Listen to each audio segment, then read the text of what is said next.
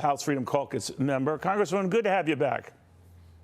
Thank you for having me back on, Neil. I wonder what you think about President Biden last night, essentially saying, you know, yeah, it's a disturbing development, but it's not that big a deal, referring to the whole balloon incident. What did you think?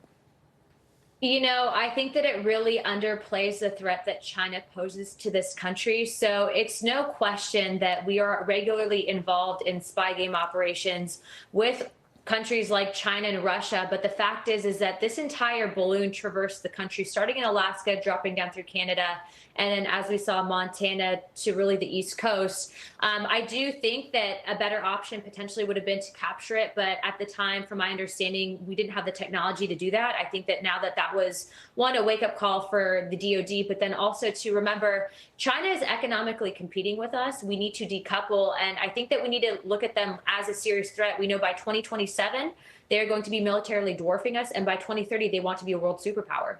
You know, we're told as we speak, Congressman, the president meeting with governors is that he kind of shared what's going on, not only with the China situation, but with ongoing debt talks. Says that Republicans are probably not serious about holding the debt hostage. Went on to say that there is a discussion about taking defense spending off the table in talks with Republicans. So it seems to indicate a little bit of, you know, push and pull on this. What do you think?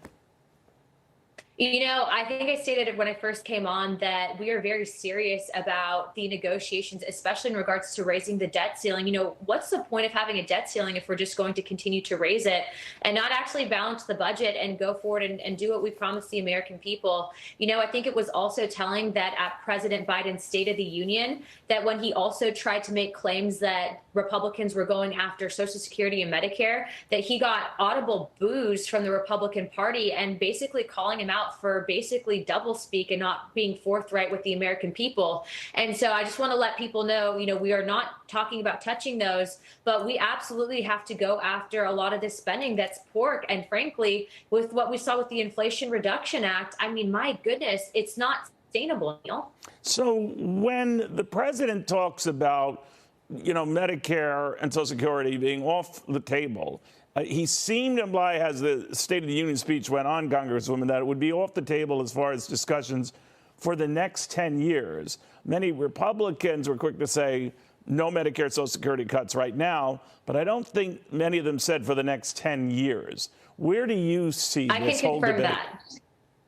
Yeah, I can confirm that. We're not in talks about it right now, but, you know, the fact is that I've also heard Democrats say we have to do something about Social Security, because right now what we're seeing with this entire debt ceiling argument, and then also with the debt of this country, you know, there's a lot. And I would argue that because of the illegal immigration problem that we're seeing right now, people that have not paid into our system are tapping into those programs, and ultimately it's going to be American seniors that suffer.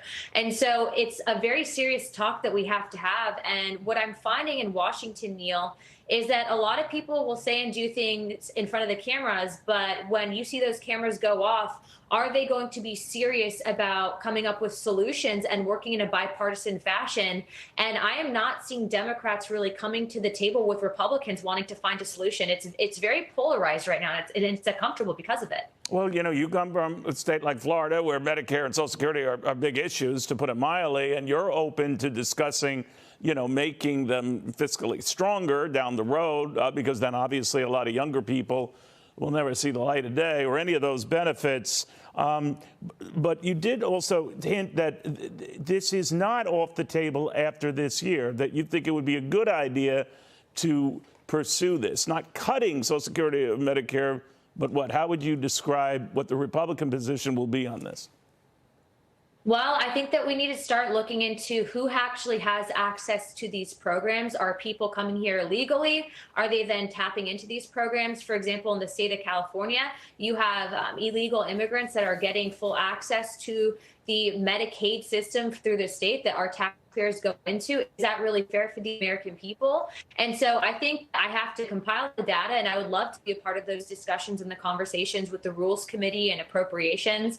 And there are a lot of good people that are putting forward solutions, but I also too really like the perspective that Senator Rand Paul had on this entire discussion and debate. And I think that right now, if we're really talking about what likely will happen, I think that we are going to invoke something called rescissions, where we can basically claw back some of the money that has been allocated but not spent for some of these pork programs that ultimately are not benefiting the American people in any way, shape, or form. Would that apply to Social Security?